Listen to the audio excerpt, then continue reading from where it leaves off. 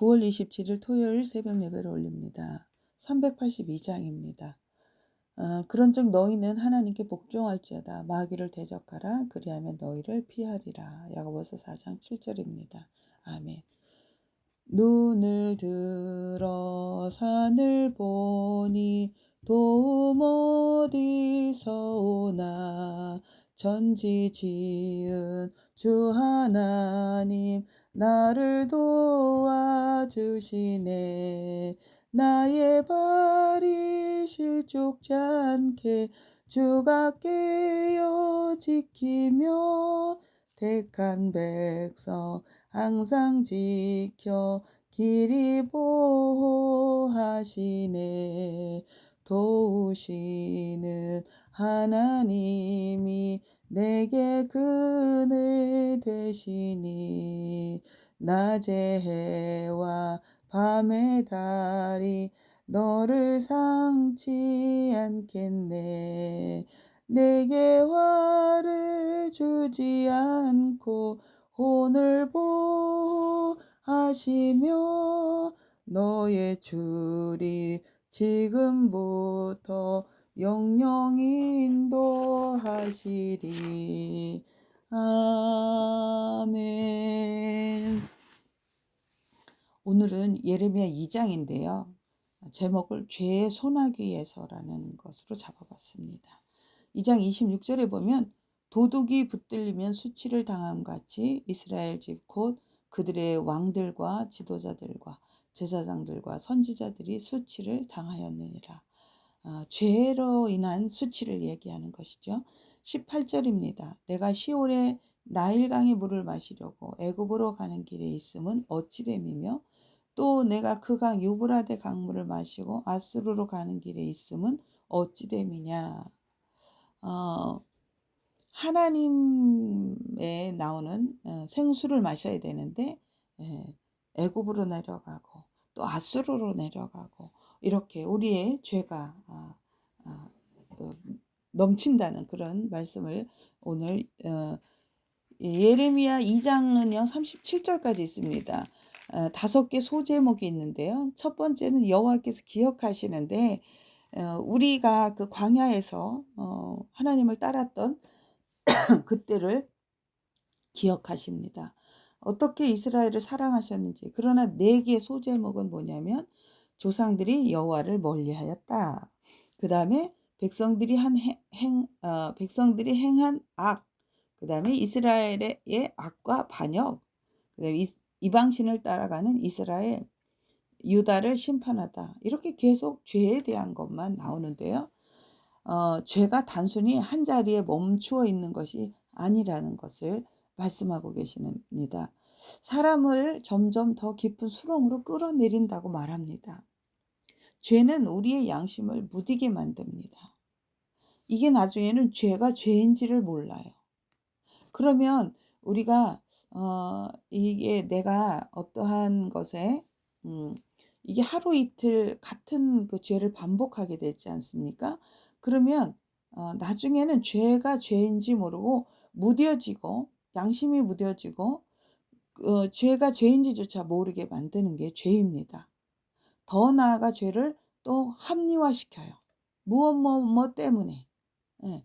오히려 그것을 전파하는 자리까지 우리를 몰고 갑니다. 그래서 내가 이런 죄를 짓는다. 이런 죄를 짓는다가 아니라 이렇게 한다.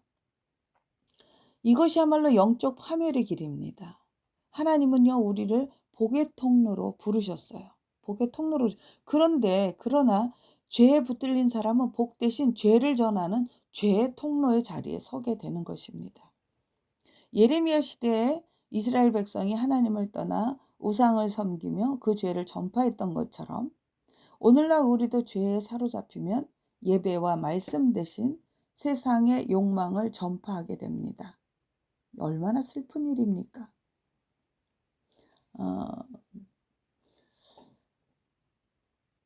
우리가 그 죄에서 벗어나는 길이 있습니다. 어떤 길이냐? 어떤 방법이냐? 바로 예수님을 붙잡는 거예요. 예수님께서 우리 죄를 짊어지신 예수님, 십자가에서 우리 죄를 짊어지신 예수님, 그분만이 죄의 사슬을 끊을 수가 있습니다. 우리의 의지로는 죄를 이길 수 없어요, 절대로. 여러분, 그 숯 탄광에 가면은요, 얼굴이 까매질 수밖에 없거든요. 온몸이 머리속부터 까매질 수밖에 없거든요, 그 먼지로 인해서. 우리는 죄를 이길 수 없습니다. 죄는 우리의 힘보다 훨씬 강력합니다. 그러나 죄보다 크신 하나님, 예수 그리스도의 보혈은 죄를 깨뜨리는 능력이 있습니다. 죄에 빠지지 않는 지혜로운 방법이 있는데, 우리는 요셉처럼 죄의 자리에 아예 가지 않는 지혜가 필요합니다. 요셉은 보디발의 아내와 단둘이 있지 않았어요. 스스로 기회를 만들지 않았습니다. 죄는 작은 틈을 통해서 들어옵니다. 그러므로 믿음의 사람은 그 틈을 주지 않는 자입니다. 물에 담긴 냄비 속 개구리를 서서히 끓이면 개구리가 탈출하지 못하고 결국 죽게 됩니다. 죄도 마찬가지죠. 처음에는 작은 습관처럼 시작되지만 점점 양심을 마비시키며 결국 죽음에 이르게 합니다. 우리는 처음부터 냄비에서 뛰어내려야 합니다. 사랑하는 성도 여러분, 악은 어떤 모양이라도 버려라. 데살로니가전서 5장 22절 말씀처럼 죄의 자리, 죄의 모양조차 피하는 것이 지혜입니다. 죄의 세력은 우리의 힘으로는 감당할 수 없습니다. 그러나 죄보다 강하신 하나님이 우리의 소망입니다. 오늘도 그분을 붙들어 죄의 소나기에서 벗어나 복음을 전하는 하루가 되시기를 주님의 이름으로 축원합니다.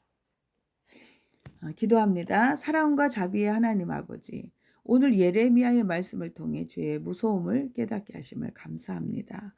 죄는 단순히 멈추어 있는 것이 아니라 우리를 점점 더 수렁에 끌어내리고 양심을 무디게 하며 마침내 죄를 합리화하게 만듭니다. 주님, 저희가 이런 죄의 덫에 걸리지 않게 하옵소서. 우리의 힘과 의지로는 죄를 이길 수 없음을 고백합니다. 죄는 우리의 결심보다 강합니다. 그러나 주님, 죄보다 크신 하나님이 계심을 믿습니다. 예수 그리스도의 보혈이 우리의 죄를 씻으시고 다시 일어설 힘을 주심을 믿습니다. 요셉처럼 죄의 자리에 가지 않는 지혜를 허락해 주옵소서. 작은 틈을 막고 기회를 만들지 않게 하시며 악은 어떤 모양이라도 버리는 결단을 주옵소서. 저희의 눈과 귀와 손과 발을 주의 은혜로 지켜 주옵소서. 오늘 우리의 삶이 지혜를 전하는 인생이 아니라 오늘 우리의 삶이 죄를 전하는 인생이 아니라 복음을 전하는 인생이 되기 원합니다. 말마다 예수님의 향기가 드러나게 하시고 행동마다 주의 진리가 흘러가게 하시며 삶마다 복음이 증거되게 하옵소서. 특별히 아픈 자들을 기억하여 주옵시고 육신의 질병으로 고통받는 성도들에게 치유의 손길을 내미시고 마음이 무너져 있는 자들에게 위로와 회복을 주옵소서. 또한 우리의 자녀들을 보호하여 주셔서 죄의 길로 가지 않고 말씀과 기도로 세워지는 다음 세대가 되게 하옵소서. 오늘도 우리를 붙들어 주시고 죄의 소나기에서 건져주시는 주님께 감사와 영광을 돌립니다. 예수 그리스도의 이름으로 기도 올립니다. 아멘. 하늘에 계신 우리 아버지, 아버지의 이름을 거룩하게 하시며 아버지의 나라가 오게 하시며 아버지의 뜻이 하늘에서와 같이 땅에서도 이루어지게 하소서. 오늘 우리에게 일용할 양식을 주시고 우리가 우리에게 잘못한 사람을 용서해 준 것 같이 우리 죄를 용서해 주시고 우리를 시험에 빠지지 않게 하시고 악에서 구하소서. 나라와 권능과 영광이 영원히 아버지의 것입니다. 아멘. 아멘. 감사합니다. 우리 사랑하는 성도 여러분, 주님의 이름으로 사랑하고 축복합니다.